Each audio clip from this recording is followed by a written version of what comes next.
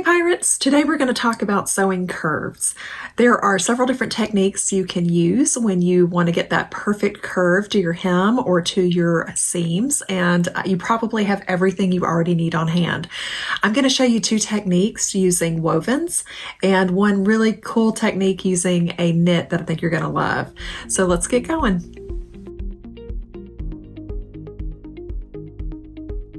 So I am working on a brunch blouse, the tank version, and instead of doing the bias trim to the neckline, I chose to do a facing. And I created the facing by tracing the neckline all the way around and then extending another circle 2 inches out. So I cut that out, added some stabilizer to give it a nice finish, and now I'm going to attach it right sides together to the neckline of the blouse. You'll see what happens here. It's really pretty.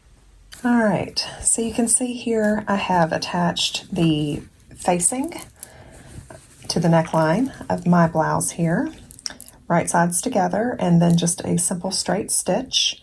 What I'm going to do now is take my scissors and snip in to this seam allowance at regular intervals. And that will help us to be able to release that tension and that curve and get a nice flat seam when we turn it around. Here's how we do it.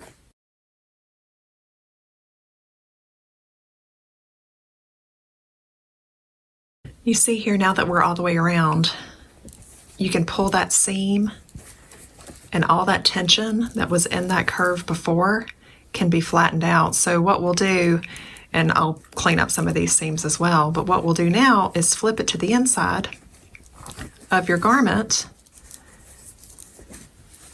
Let's see, and press it. And we're going to get a nice smooth neckline all the way around. So I'm going to go do that really quick and then show you what we wind up with. So you can see now that I've flipped the neckline under and I've pressed it. I've got this really pretty, very clean looking curve to the neckline. So that's one way to finish your curved seams. More to come.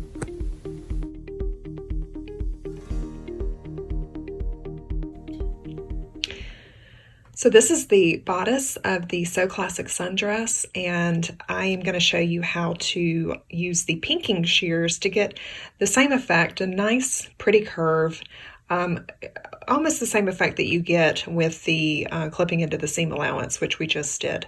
So let's get this sewn up.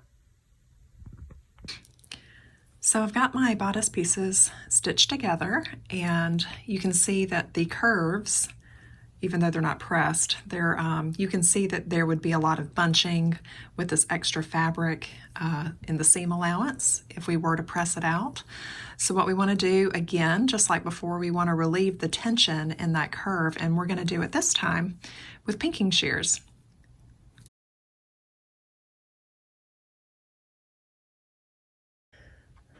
All right, so I've got my bodice lining pinned on my dress form here, just because I wanted to show you how nice the curve turns out. So what I did was I pressed the seam allowance open, and it needs a little more pressing, but this will be the lining of my So Classic sundress bodice.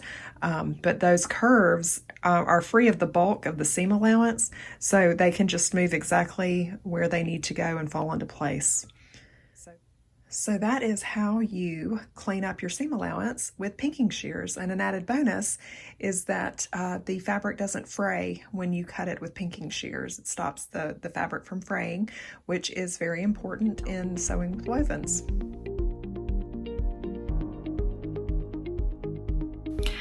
So the last technique that I want to show you is easily my favorite because it has saved me a lot of time and a lot of heartache sewing knits over the past years. You can do it on your serger, and the only setting you have to change is your differential feed, which for me is this knob right here.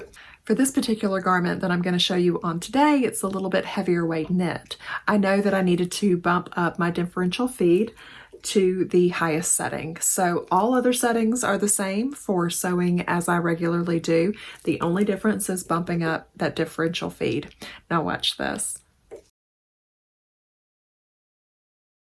So what this has done is created some tension that makes that hem want to roll to the inside. So I've folded my hem to the back, and you can see that it's still maintaining that nice pretty edge. So I will pin this into place and go ahead and hem it. And there is my completed curved hem. And it just comes together so easily when you have that little bit of tension to help you turn that hem under and then get a nice crisp finish. It's absolutely one of my favorite ways to sew a curved hem. And there you have it. I hope that these techniques have been helpful to you. As you can see, sewing curves is not nearly as intimidating as it might seem at first.